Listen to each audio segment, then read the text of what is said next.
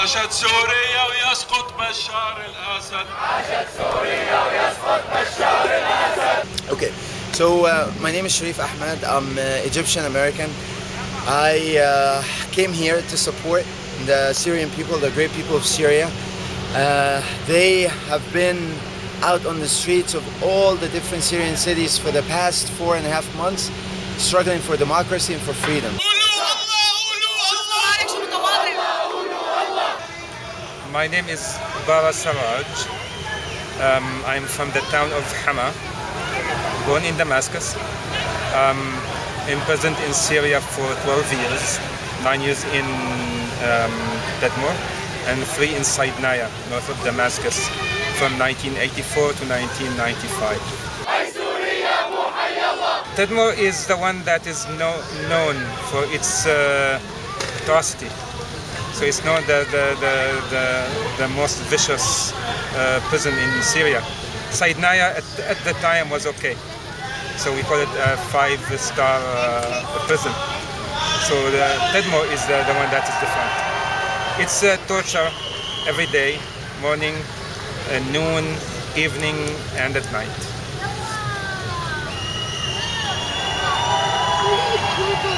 Nine years. We will free Syria soon. We will all celebrate it soon. My name is Sumaya Hamadmad. I'm originally from Syria, but I've been to Syria for the first 2 years of my life. I'm from Hama, Syria.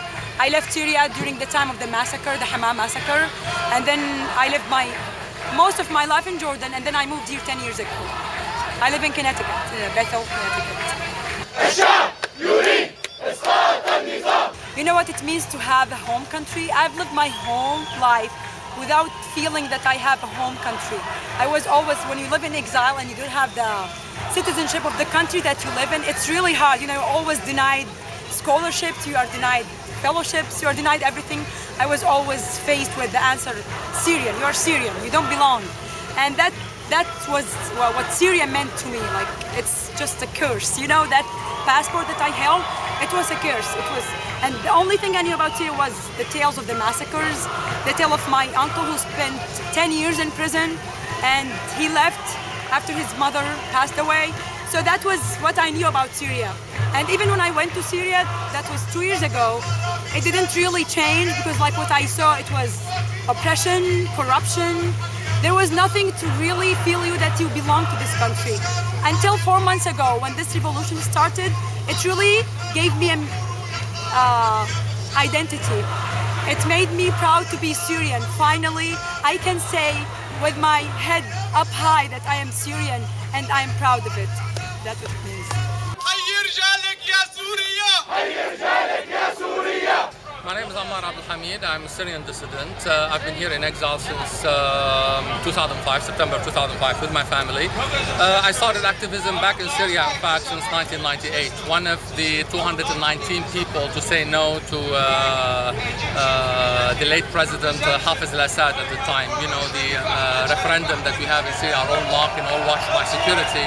So very few people get to say no. Now everybody is saying no, and this is really a fantastic development. The Syrian people have broken the barriers of fear, and opposition and dissidence is no longer something that only very few people do. Now it's everybody.